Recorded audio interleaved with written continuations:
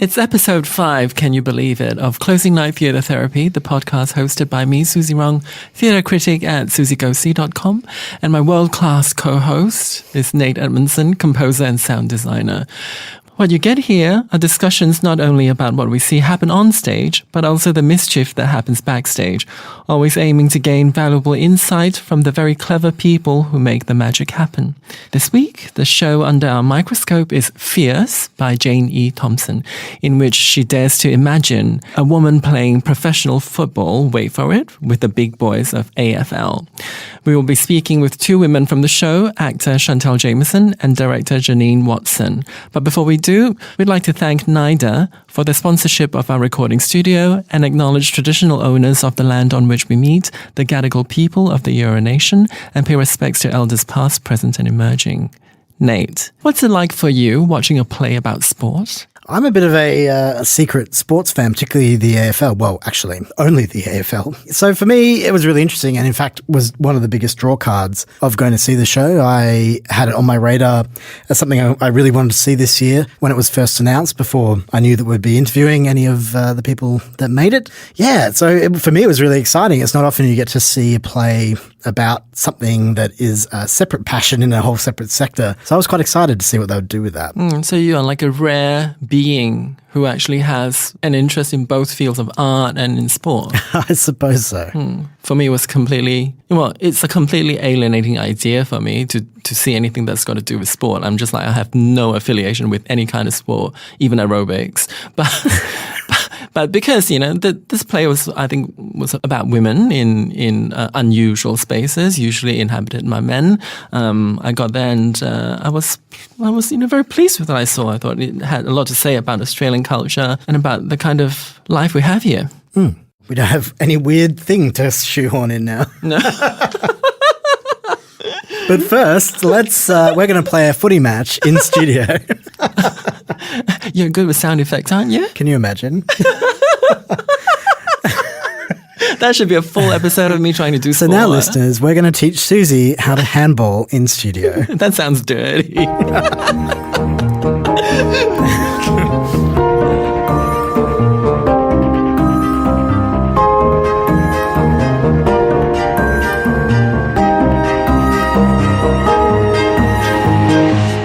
I've long admired our guests today, both of whom are extraordinary in what they do. They've just finished up at the Old Fitz with Jane E. Thompson's Fierce, a play about trailblazers and the glass ceiling. Hello, Chantelle Jamieson. Hi. Hello, Janine Watson. Hello. Have you become better feminist after having worked on this show? Oh, God, what a great question. I think that my relationship to feminism has undergone such a seismic shift in understanding over the last year. A couple of shows I've been involved in the last year going, oh gosh, who are the good feminists and who are the bad feminists, and what are we supposed to do, and am I a good enough feminist, and all of that. I think that's a massive question. I'll keep thinking. Yeah, I in terms of feminists, I don't really. It's not something I struggle with whether I'm a good or a bad feminist. I consider myself a feminist. I was raised by a single mum who always taught me that not only were women the equal of men, but probably better. So growing up with that kind of ethos, being a feminist is just part of who I am, and so I don't really judge it by whether or not I'm playing by the rules that, I don't know, other people put on being a feminist. Maybe that's why your performance for that role, I forget that character name. Melanie. She never gets named in the play, actually. She doesn't, does she? No, she doesn't. Melanie, yeah. I think that's why it had sort of dimension to it, because you were able to embrace the parts of her that are, usually we would think of as unflattering. I think it takes kind of a confidence in sort of your womanhood to say that, well, yeah, I'm going to play her this way, in parts of it that she seems to be very stupid. Yeah, it's so funny because Melanie is, a wag. She's the wife of one of the football players. People immediately saw her in a certain kind of way when they met her in the play. But when I originally read the play, when Janine sent it to me, I never had that kind of judgment of her. I just, she just seemed like a woman who had so many dreams that she didn't get to realize, and she broke my heart. She has such a huge sense of self-awareness. She says, I don't really do anything with my time, you know? Yeah, and that's startling, actually. It's startling. And she has this self-awareness that is beguiling, and Chantelle's instincts for it were immediate. How do you think you saw that character so quickly? So seems like easily. Yeah, I don't know. I don't know why Janine thought of me with this role. I don't know why, but what she was saying spoke to me. Like, I didn't really see her as, I've never aspired to be the kind of trophy wife or anything like that. I didn't really see her like that. What I saw was just a woman who hasn't been able to realize what she wanted in life. And I think that speaks to everybody. Like, we all have dreams and aspirations, and most of the time they're not met. And yeah, that really tapped into me. Like, the final scene for Melanie is, you know, her revealing that she wanted to run away with Susie Flack, this woman who embodies all of these things that she wishes she was. Except, of course, Susie Flack has the sort of same fate as well. Yes, exactly. We start the play seeing her getting where she thought she was going to be. Yep. She wanted to go to, but actually she didn't get there. No. No. That's right. It's the way that dreams reveal themselves to be complex and nuanced beasts, dreams are. And then for Susie, it's a process of suddenly awakening to how society's expectations of her aren't going to change, even though she's proving people wrong in so many ways.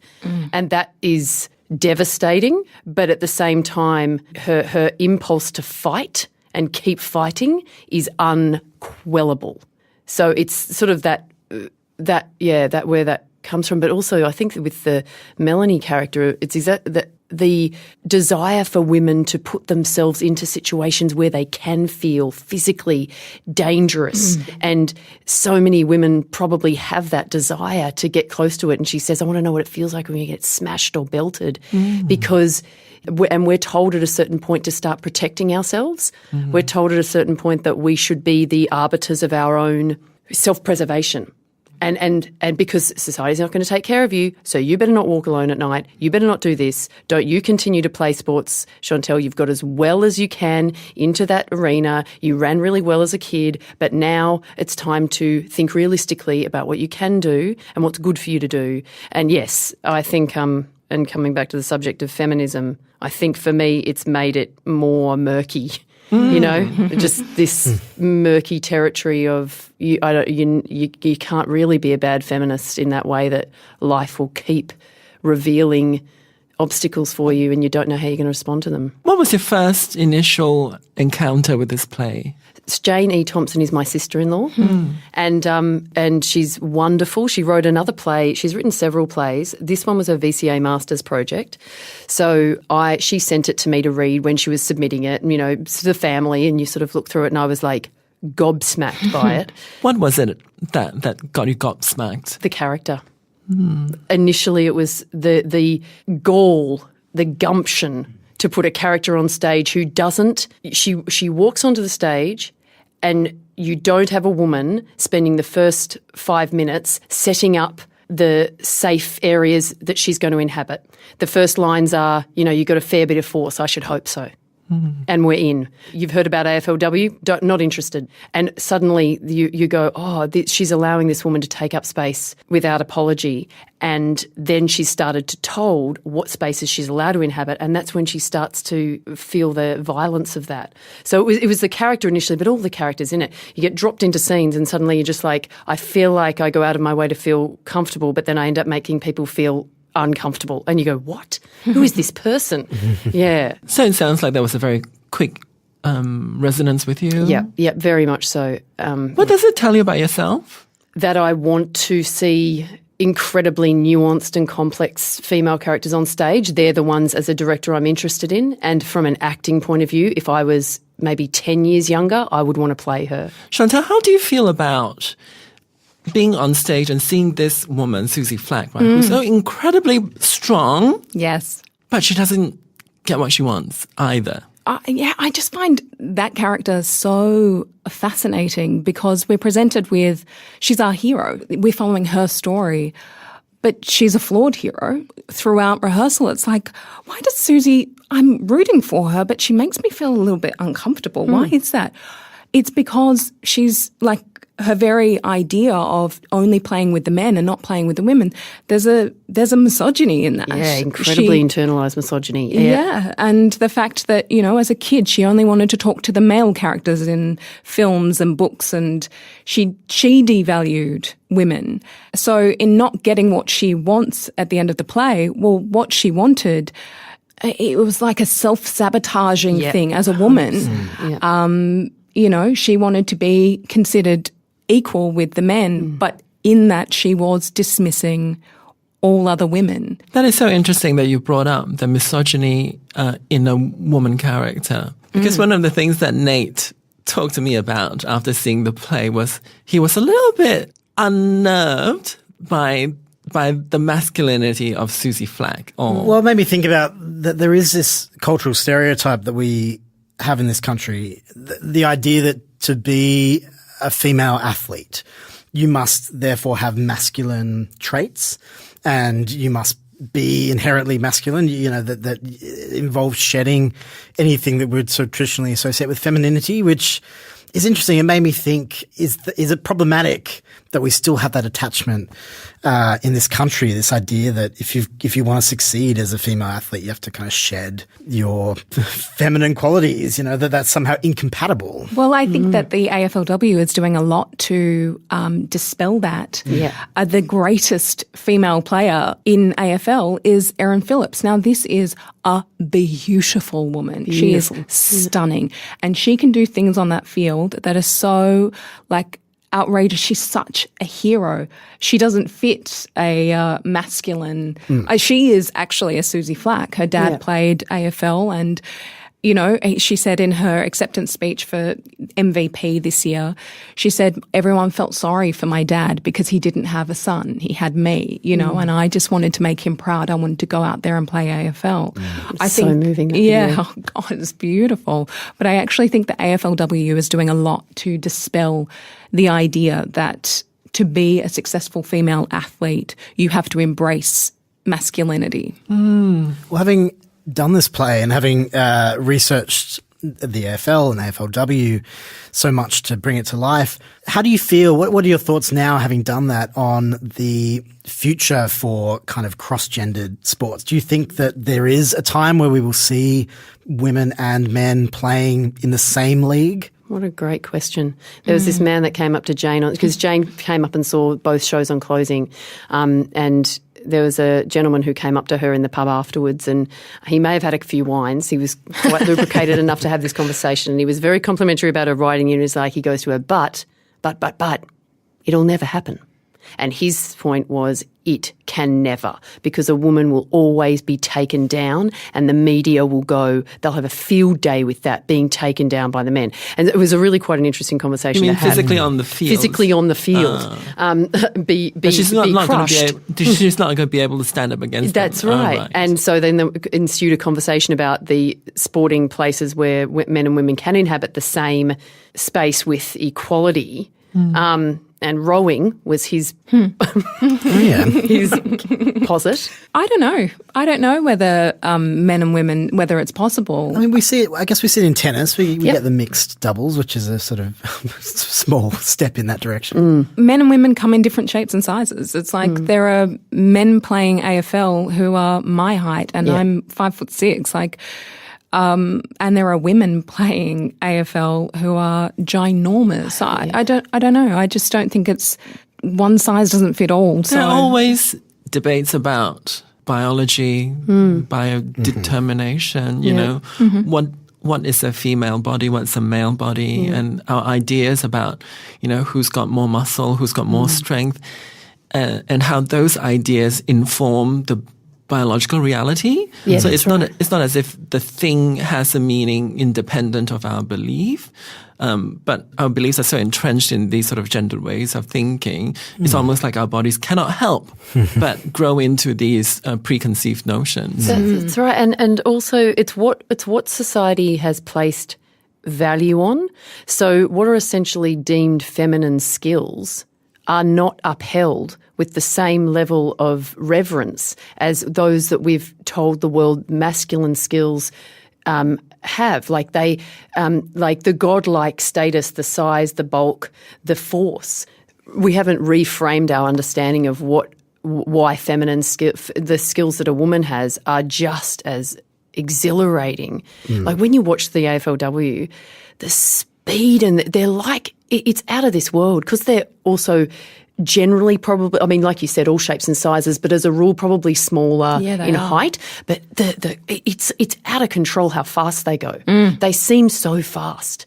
And it's almost tough. They're so tough. The AFL as a sport is, in principle, is the best suited for having, mixed gender because it doesn't purely rely like rugby on kind of tanky physical muscle. As you say, you're rewarded for all those qualities like speed and agility and quick thinking. It's definitely, compared to other sports, much less reliant on those physical attributes that we kind of typically associate with men, I suppose. Yeah, I think that's probably true. In actual fact, I don't know. After doing the play, I can imagine it. I can imagine it. Wow. So it changes everything. And because I've looked at the AFLW so much since, and I'm like looking at these women and you go... Exactly. You watch the AFLW and you're like, they could totally happen. Could totally happen. Yeah. Do you two follow sport? Oh, we're both from Melbourne originally. So Chantelle's ingrained knowledge of AFL is actually extraordinary, which I did not know about when we first started working on this. It's been a slow reveal of just how up to date this woman is on it. I have a very familial connection to it via Collingwood, and I'm which I'm sorry. not ashamed to say because it's a family thing. I don't know why. Yeah, I know. Well, family. Be ashamed. I just I almost blindly just go for them, and then but also if they're not playing or if they're going badly, I'll just switch. I'll just switch To who? to whoever they're going badly against. I'm like, you're failing. I'm going to go over here. West Coast, come on. Oh, no. I'm sorry. That's just what I'm like. I'm a duplicitous Collingwood supporter. Bless. Often sports and the arts are almost considered mutually exclusive, that if you enjoy or indulge in one, that you're likely to not enjoy and not follow the other. I think it probably is fair to say that more often than not, that is the case. It's unusual for people who are in the arts to have a huge interest in sport in particular. Do you think that's something in this country that is problematic? We have quite a stark divide, I feel, particularly when it comes to funding and how we kind of treat the two at a federal budgeting level. The arts would love just a little slice of the money that they give to sports. It's just, sports being the opiate of the masses. Of course, people are going to be happier giving the money to sports. Yeah, it's just a shame that our culture, Australia as a country, doesn't really pride itself on its cultural aspects. It's interesting. So in a second, I'll go through some statistics that I spent a long time trying to dig up from the depths of the internet. Depressing. We'll get our razors out. Distressing and interesting as well, though.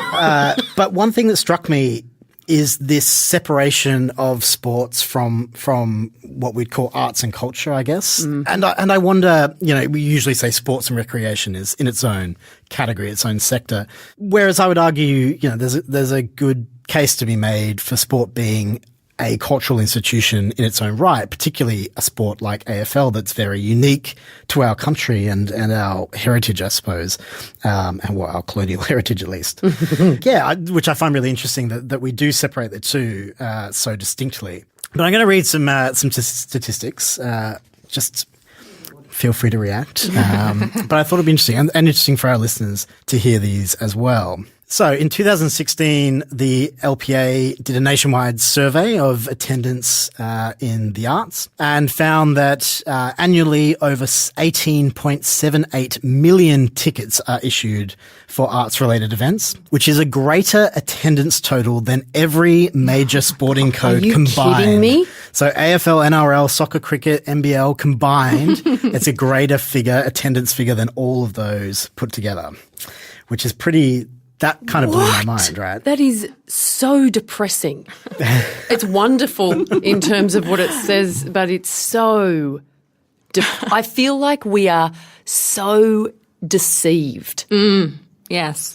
I feel like we are so deceived. Well, this information, honestly, was so hard to get. The amount of digging I had to do across so many websites. Well, good on you. It's so hard to just find these statistics put together. A lot of great people and great organizations have spent time in creating infographics and little bite-sized breakdowns of these, but nothing from the government, nothing that kind of formally says, particularly I was saying this to Susie, the one statistic I would love to see that I couldn't find is just a very simple comparison between the economic contribution of each sector versus how much is budgeted federally for those sectors. So you can see the difference. If, sports and recreation brings in X amount of millions versus X amount of millions that it gets allocated. That would be a really interesting statistic. Unfortunately, couldn't find it. So the national average spend per capita is just under $60 in the arts. So the average person in a year nationwide will spend $60 on the arts in the course of that year, which is interesting when you compare it to the average ticket price, which was somewhere around $85 or even $86, somewhere in that territory, which is interesting and certainly a problem that we see in theatre all the time is that it is not necessarily easily affordable for people. So if your average resident of Australia is going to spend $60 a year, that's not even enough to buy them a kind of main stage theatre ticket. Certainly in Sydney, might buy them a couple of trips to somewhere like the Old Fitz to see a show like Fierce, but prohibits them largely from seeing any of those larger shows or seeing multiple shows in a year, which is interesting. The arts and culture sector contributes more to the Australian economy relatively than in most other Western nations, including the UK, US and Canada. Right? So as a percentage of our GDP, the arts contributes more in this country than in most other developed Western nations. Of course, that total and the economic strength of our country doesn't really compare to those others, so our funding definitely isn't up there. But interesting just as to how much that gives back. Recently, I found this one interesting. Creatives from the arts sector are having an increasing impact on the economy outside of the arts through employment in roles outside of the creative industries, particularly in terms of productivity growth. Apparently, creatives coming out of arts-related industries and going into office-based roles, etc., are bringing this productivity surge with them, which is really interesting. So apparently that's just on the up and up at quite a high rate, which implies lots of people are fleeing the arts and entertainment sector, but that those skills are much more valuable and prized in the other kind of business sectors, I suppose. Interesting. That is interesting. Only between 10 and 25% of arts funding is allocated to performing arts. Which really surprised me that most of the vast majority of our arts funding goes into other mediums. So I guess visual art, other kind of media like that, I suppose. Is film included in film? So that?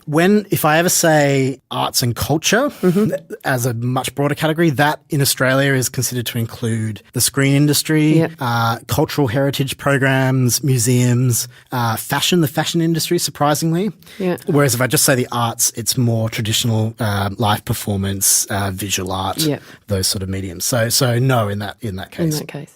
In the last survey, which I believe was from 2011 to 12, that financial year, showed that the combined arts and culture sector, so including all those other categories, including screen, contributes an annual total of $50 billion to Australia's GDP. That compares to $12.8 billion that's contributed by the combined sports and recreation sector in the same year. Over $4.2 billion of that figure comes directly from the arts, as we would traditionally define it. So theatre, dance, visual art. So really interesting. So a much larger contribution to Australia's economy than we get from sports. Far out. Whereas, of course, sport and recreation is comparatively much better funded compared to what it gives back to the economy But having said that, the sporting industry is also struggling. Recently there's been huge cuts, particularly to funding at the Olympic athlete level, that has made it really difficult for Australia to become competitive and to afford to fund its athletes to perform at that level. So in saying that the sporting industry is better off, it's still not doing great. And that's why, to go back to my earlier comment, I feel that in separating the idea of sport from the idea of a cultural identity in this country is perhaps not helpful, because I feel like we're very closely related, I think, as sectors. 100%. And we're both suffering from funding cuts and from largely being dismissed by the current federal government. And yeah, it's fair to say that there's been a sharp decline in funding in both sectors, but particularly the arts. Well, the arts, I think, is just not respected. So I think that there's an uphill battle to even just get it acknowledged as being significant to its cultural contribution. I think sport, it's taking a hit now, but it is still respected. The codes are respected. And I just had this slight theory that came, again, based on nothing, so please don't quote me. But it seems to me that the space that the arts inhabits is a space where people who are non-conforming in many ways can express themselves and can have their lives explored and validated, and a space where we can see the, for lack of a better word, diversity that is available in our culture. And sport, to a greater or lesser degree, maintains a sense of what is considered at this stage in those sports that we consider our national sports normative. Yeah. Do you know what I mean? So it's almost like these numbers don't matter because they don't want these stories heard, That's what it feels like. That's something I discovered from moving to this country 20-something years ago.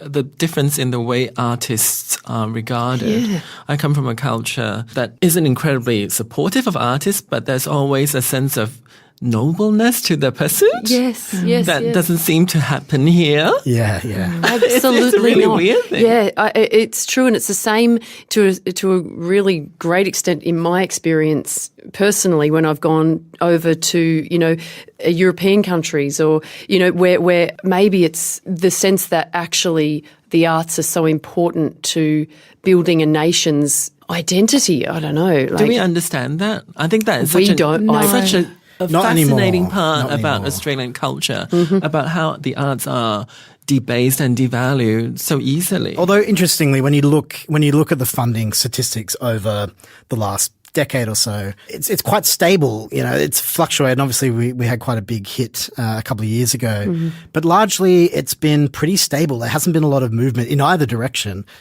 which kind of surprised me that it hasn't gone in either way. It's just sort of treading water, which I think kind of sums up where the industry is at as a result. That there is a sense that, particularly in Sydney, we've spoken about this in various forms on this podcast over the last few weeks, about this sense that the industry is treading water, that everyone's trapped in whatever pocket of the industry they're in, main stage, independent, whatever it might be. And there is no movement, there's no mobility. Everyone's just kind of waiting around for something to happen, someone to finally give up and retire, or to find a hole that they can fill. Chantelle, do you feel like you're always asked to justify your career? I believe for most actors, it takes a long time to be able to answer the question, what do you do? Without kind of cringing before saying, I'm an actor. Because, you're an actor, but you have to find a way to supplement your life. I mean, there's not a lot of money, as we've just heard and discussed. There's not a lot of money in the arts industry. And so a lot of us actors are living hand to mouth, doing a million different things to supplement being an artist. And that makes it hard to be able to say, I'm an actor. But then you get okay with it. I'm okay with it now. Whatever comes back, it's, usually a joke about how much retail have you done, etc. A lot is my answer. What would you say, and you don't have to explicitly share a figure, but what would you say roughly as an actor, that what percentage of your income, or if you're happy to name a rough kind of figure, what would you make from being an actor? And is it enough to survive off by itself? Well, I'm kind of an outlier at the moment because I have sold my soul to the advertising industry, and the last few years at getting ads have meant that I'm able to live. I'm able to work at the old fits and, be paid a small fee, but not enough to live, because I'm doing ads. But true. It's fair to say that's true across this entire industry, that we almost have this internal subsidizing that happens between the various levels. Certainly for someone like me as a technical creative, we rely on the kindness of bigger theatre companies and places like NIDA to donate equipment, speakers for shows, lights, things like that. And there is this sort of internal economy that happens within the industry. We all kind of help each other cling, just barely cling on for life, That's right. And it's horrible. It's awful. In the play we've just done, we have cast members who are working basically full-time jobs and then turning up at the theatre, performing, and then going back and working early in the morning. Now, I've done that. I know what it's like. It's exhausting. You spend all day on your feet talking to people you don't want to talk to, and then you have to turn up and practice your craft. And you're supposed to be grateful. And that's the thing that's so manipulative about the whole perception of what actors do, that it's this sort of play and, that, you're doing what you love. It's not like that. And I'm sure you completely understand what I'm saying. It's not like that. It's such hard work. Rehearsals are so hard. They're draining. They're sometimes really boring. And then every night you're at the theatre. So you have to create an environment in which people feel like their time is respected first and foremost. Yes. My only thing, if I'm directing indie theatre, thing is do not waste anybody's time, because it's so awful when actors feel so stretched and creatives feel stretched. I love that phrase, having your time respected. I think that's exactly how it is, certainly for me, that, I've done plenty of shows where you're never going to get paid a fraction of what your time is worth. But if you're respected in terms of appreciation from the people you're working with, from your audience, then that kind of makes it worthwhile, I suppose. Yeah, and we learn to survive on non-monetary reward, I suppose, from the work we do, from that response and that satisfaction and that generosity and thanks that you get from everyone around you. But of course, that doesn't put food on the table at the end of the day. It doesn't, but you it have to pay your bills. Yeah, and you have to keep practicing your craft. If you're not in these shows continually working on what it is that makes you an artist, then when a big job comes along, you're not going to be ready. It's about honing your craft. You need to be working essentially for free. Yeah. But it just makes it very hard for artists. Does it make a difference when the show sells out in terms of the money? So me and Eloise knew that we would be so uphill battle on this show. So we knew that we would have to keep our foot on the pedal for this show in terms of pushing it until the last day, whereas there are some plays that you do where the brand of it takes over that halfway through. Now, this one, we will break even. But, and I haven't looked at the figures yet, that's Eloise is with that. But also, the venue takes a portion of the percentage, obviously, and importantly, and that's why it's a collaborative thing in the end. But selling out on these shows will probably make you break even. Which is a huge achievement in independent theatre. Yeah. So many productions, the producer will end up still in debt. Yeah. Does that make you more risky? 100%. Right. Because there isn't money to be made anyway. And most people go into it with an expectation that money won't be made. Yep. So in terms of us, what we wanted to do in terms of where we got our funding from, we looked for an investment source where we could get enough money to pay the artists and creatives a upfront fee, which is what a lot of producers are doing now. So you go, look, I can guarantee you this because I feel much better about that, and then a cut of the profits if one is to be made, but I feel much better about you getting something up front. It's about what it says about how you respect the time. Yeah, it's interesting. I'm sure that there are some shows that this was a big cast and big cast for an indie show. I'm sure that some shows, if they're smaller cast, probably... You've spoken about your sort of trepidation about people not coming to see the show because it's a new work and Jane not being known here. Yeah. So what was it eventually that got people in? I think that it's word of mouth. There was a very strong audience reaction to this show. And good press does have a lot to do with it. I think particularly for a new work, probably even more for a new work than a play that's supposed to be good. Do you know what I mean? Where you go, oh, it's a great play and these actors are great, so it's going to be great.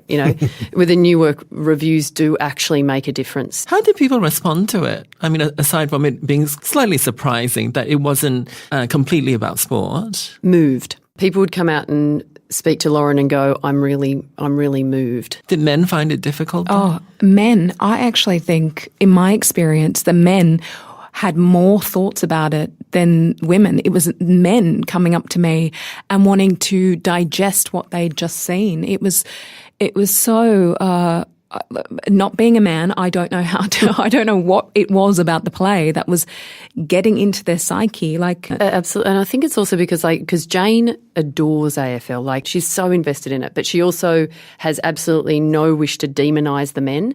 And her whole thing that she's spoken a lot to me about is that, particularly the team room scene where you get that young guy speaking that very explicit monologue. She's like, he is in a space that he feels comfortable inhabiting, where society isn't watching. It's a change room. You're not allowed in there. He feels comfortable inhabiting a masculine culture there, and Susie is the anomaly. She's privy to a conversation that we don't normally hear. So he is a product of his culture. He himself isn't an asshole.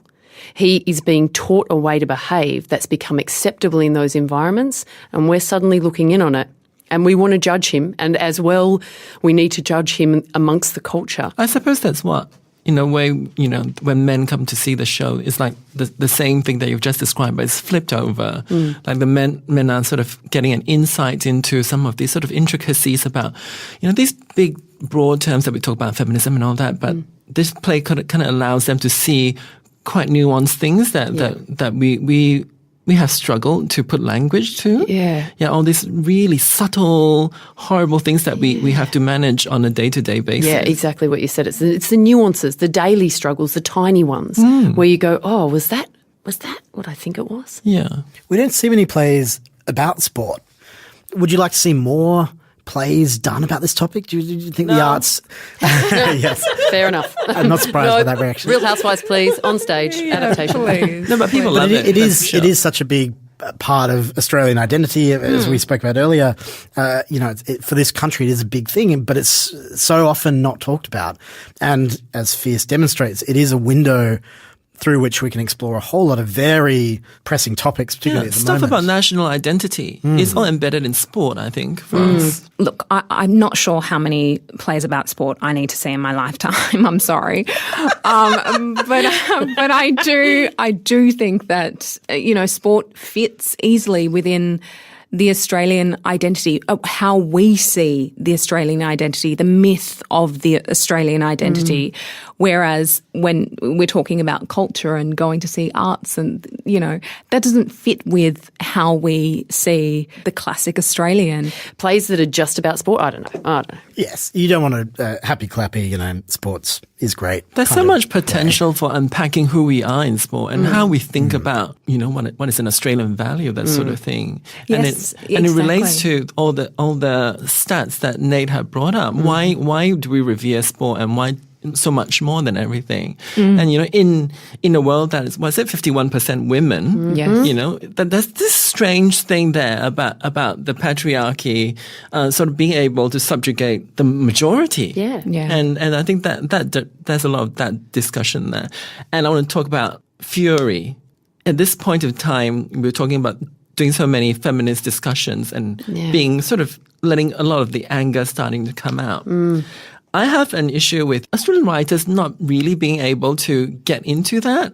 I feel like Fierce, much as I adored it, I did identify sort of a politeness to it. Right. Interesting. I did feel like there was like being very kind to the men. Almost, I feel like, we are scared of the men reacting badly from this statement that we seem to be saying. Interesting. Interesting. I think that's where it doesn't have a feminist agenda built into the central character. And we were very, very aware that it's so easy to make those characters masculine stereotypes, and the thing that you lose when you make them into the broad, like if you turn Liam into the really cocksure guy, you lose any nuance to his later explorations with his teammates and things like that. So yeah, you're right. Actually, and then the audience will stop listening. So many women are so scared of being tagged a feminist.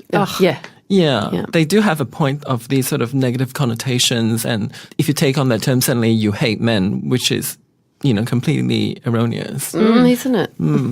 But I guess that's what Susie Flack's story was. She kind of didn't understand. She doesn't have to embrace feminism completely, but she will probably get a lot more understanding of her problems, the problems that she's encountering if she sees it through that lens. It's a passionate work, isn't it?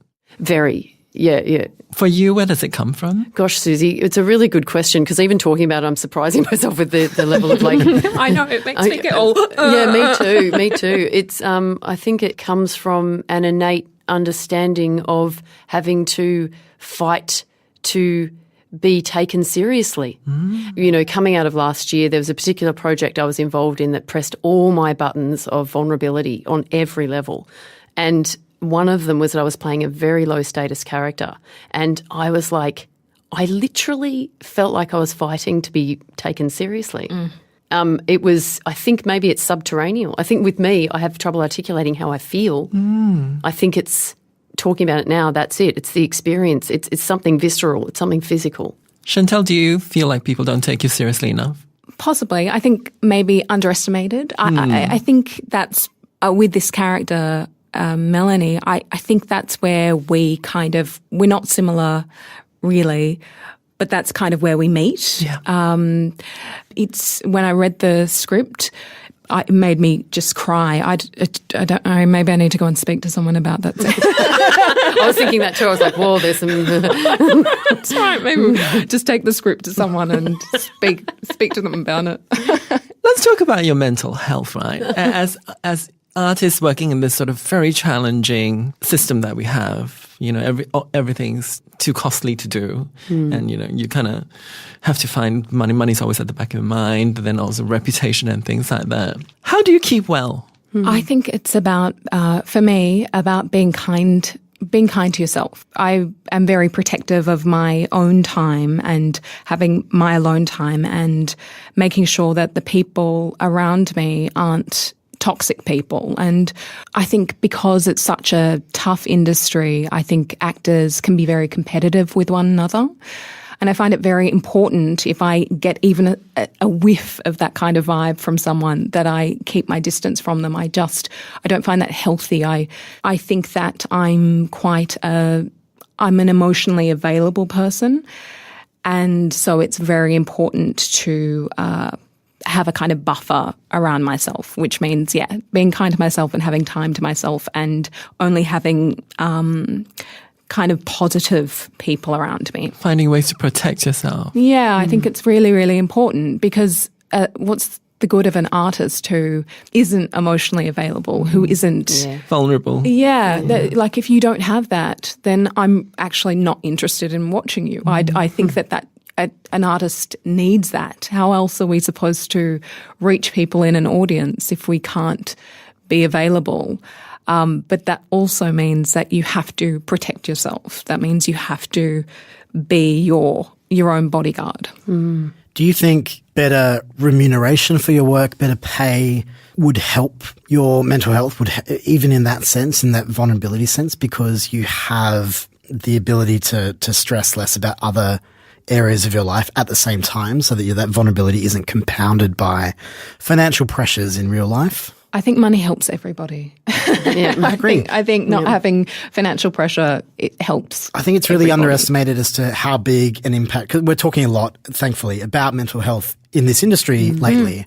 And I think one thing that's very much downplayed and not often talked about, probably for very obvious reasons of people not having a lot of money to throw at these problems, but that lack of remuneration for your work is such a big part of it. It affects, we talked about it earlier in a sense, it affects how you feel appreciated, which affects, of course, how well and how willing you are to take on that work and take on those late hours or take on those vulnerable roles. But it also, yes, eases that financial pressure that you're dealing dealing with in your everyday life so that you can concentrate and give more of yourself and more of that, I guess, that emotional tether to what you're doing as an artist. And I think people really are reticent to accept the role that money plays in that, because it's the one way in which they don't want to have to fix the problem, because we don't have very much of it. And it upsets, particularly in larger subsidized companies, upsets the apple cart as to how their funding and how their financial internal economy kind of works. Absolutely. I think it comes back again. I think that for the people who aren't in our sector, who don't know the work involved that you put in that's unpaid, then it's still a game. And you're doing that thing that, and that does happen very frequently. And then when it's for us, when you're doing it, money represents being taken seriously. It represents that we value your work. Respect. It's because the gesture of even looking for money can sometimes make you feel like you are being acknowledged. And when our expectations are that low, it goes so far to speak to how much respect we need. I mean, it comes back to that thing where I don't know that sport is prized more based on your numbers by Australians to our national identity. I think we're told that it is prized more. Yeah. And I think that if artists felt like what their work was doing was valuable contribution and not just a game and not just lesser than other corporate pursuits that seem, very, very important, because for me the arts is incredibly important. Well, one statistic that I didn't read out, though I don't have on the page here, but that I did discover that really surprised me the most was that the arts is considered by Australians to be very, very accessible, much more accessible than sport. And I guess it's reflected in that percentage of 98% of Australians engaging annually with some form of art or culture as separated from sport and recreation. But it's considered really accessible. It's something that people feel like they have access to, they can get involved in, or they can participate in whatever way they want, whether it's as a performer or as an audience member. And that's something that we have in much greater percentage over sport, that accessibility factor. So it is surprising. Why, therefore, is the visibility of art so much lower? Of course, Australia prizes its cultural treasures, i.e. its Hollywood stars, very highly. But why do we not value people that are engaged in the arts in other areas and in other sectors, in the theatre sector, for example, in the same way as we do with sports, where the accessibility is so much lower, the attendance is so much lower, and yet the visibility of that sector is so much greater. Because that's all it is, we report much more on sports than we do the arts. So it feels like it has a bigger resonance in everyday life than it actually does when you look at the statistics, that really that's not the case. Like sports gets an entire section, it's got its whole back page, headlines. It's essentially a whole separate front page. And the arts is just now for like sport. A little column. And arts is arts journalism is going down and down and down and down. I think that's a big part of it, that the less visible we make the sector, it doesn't matter how many people are going to see it, it creates this illusion, this myth that it's not important because people don't talk about it publicly, Niche or elite and not for the exactly. public, which is so untrue of like the theatre that we've seen and that you do at the Fitz places like that. And even other work I've done, like, at the ensemble, it's like, it's not niche. Yeah, there seems to be a need for like a retraining or reshaping of culture, or, the idea that the kinds of people that go to the ballet, the kinds of people that go to the opera, the kinds of people that go to the museums and theatres, I think there's this strange perception that it's beyond some people. Well, it's a slight chicken and egg scenario because it's prohibitively expensive. That's so right. many forms currently. And of course, that can only change if funding is stepped up at a, federal and state level. So it's this kind of cyclical thing that's really hard to break. And I think money has to be the thing that breaks it. That funding has to be what changes to reshape that. Well, that's right. Like last year that Misty Copeland was coming out to dance in Sleeping Beauty, and Misty Copeland is the first black prima ballerina in America, and so it was super exciting. And all my friends, diverse friends, we were all just like, "Oh my God, Misty Copeland is coming." Now, I never go to the ballet. just because I don't have that kind of cash to splash around. I was shocked by how much I had to shell out for those tickets. Right. But I was doing it because Misty was coming. It was one of the best experiences watching this, ballet company. They were all great. They were all white. No offense to the white people in the room. Anyway, they were all white. And then Misty came out. Now, that theatre was packed out with other women of colour who had come just to see Misty.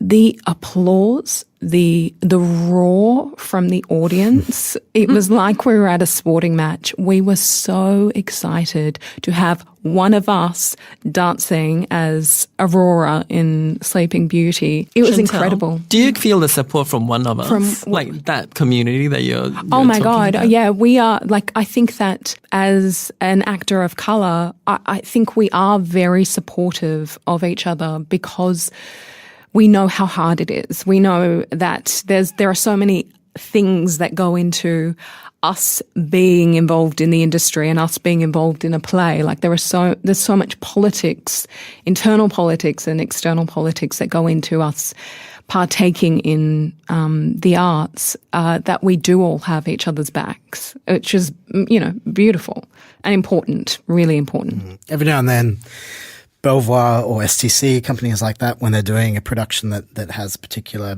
community engagement, so shows like Battle of Waterloo, I think they did it for the Rover and plays like that, where they have a day where they bring in the Indigenous community and they offer tickets and invite specifically the community that this play should be speaking to, but the community that actively cannot afford to otherwise get there, which is great. And when you see those audiences watching that show and you see that level of recognition and engagement, you see how hugely important it is. It's so important to have representation. Look, I'm not interested. I actually won't go and see a show. If it's a whole white cast, I'm not going to see the show.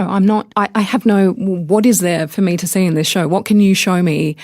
All I can see is that you've excluded my story and every story of, migrants in this country. You've excluded us. And there is a fatigue that goes on with it because it's, that sort of representation of whites as universal is everywhere, all the time. So we don't need to make the effort to go and see it. No way. We've seen it already. I'm sorry. I'm not interested. I won't engage with it.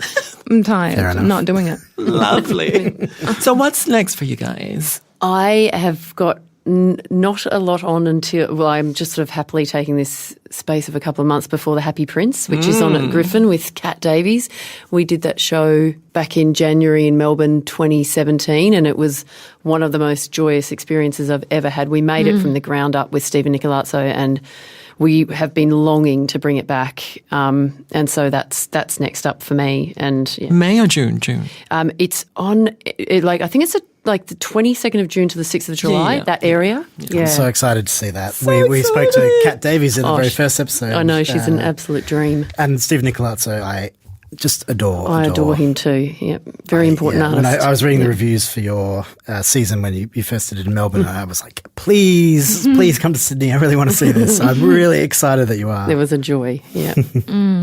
I'm next going to do a show that's on in June sometime at the Parramatta Riverside with Claudia Barry is directing a play called Girl in the Machine. So it's a two-hander. It's myself and Brandon McClelland, who I think is amazing, and Claudia is amazing. So I'm super excited. I did not know that. Awesome. Yeah, I know. It's really, it's an interesting piece. And what's it about? I remember reading the blurb and being like, oh, this is really, really interesting. Yeah, it's about a married couple in their 30s who their relationship kind of disintegrates when she gets this new piece of technology, which is like an all-powerful piece of technology, and she kind of gets consumed by it, and thus their relationship breaks down. But it's less about technology and more about depression, really, because this piece of technology is a way for her to escape and avoid what her life is.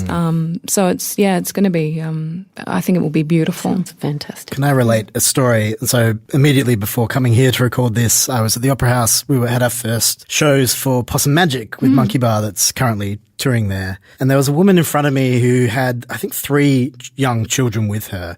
And she spent most of the play on her phone, like scrolling through her photos and editing them ready to go up on social media. And her kids next to her were really engaged with the show. And her little boy was immediately next to her, and you could see him kind of trying to get her attention and kind of cuddling up. And he was watching the stage really excitedly. And she's just scrolling through her phone, and it made me so sad and depressed to see just this complete disengagement, but not so much because the woman was disinterested in what was going on stage. I mean, it's a kid's show, fair enough if that's not your bag. But that she was there with and for presumably her children and their sake. And they were really engaged and wanted to kind of share that with her and have that experience. And she was just in her own world and just completely turned off from what was going on. It was just really horrible. So I have to come see that show. I mean, and ponder all those questions. Technology means that we're never alone by ourselves, but it also means we're never alone with our loved ones either. So true. It'll be a fascinating piece. Well, technology got us here for podcasting today. Thanks, technology. Yeah, thank you. We owe you a debt. You are my God.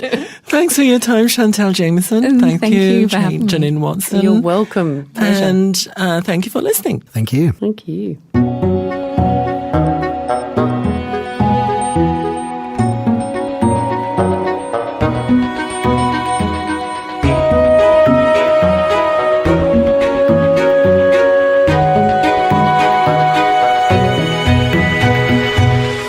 Thank you, our dear listeners, for being with us today. It is always an honor and a privilege to have your ears for this hour. Believe us when we say that we take our time together very seriously. We hope that your experience with us is always enlightening and very satisfying. Next week, we're attacking something quite different. We won't be talking about any show in particular, and there will be quite a few more guests than usual. We'll be speaking with several artistic directors of independent theatre companies in a panel discussion about theatre culture in Sydney, who we are, and where are we going. This has been Susie Rong and Nate Edmondson of Closing Night Theatre Therapy. Subscribe to our podcast at places like Spotify, iTunes, and YouTube. If we are missing from your favorite platforms and apps, do let us know and we'll find a way to get ourselves listed. Follow us on social media to keep in touch. You can find us on Facebook, Instagram, and Twitter. Our handle is CNTT Podcast. Like us, love us, but don't troll us. We're all here to make the world a better place. Until next time, bye-bye. Catch you next week.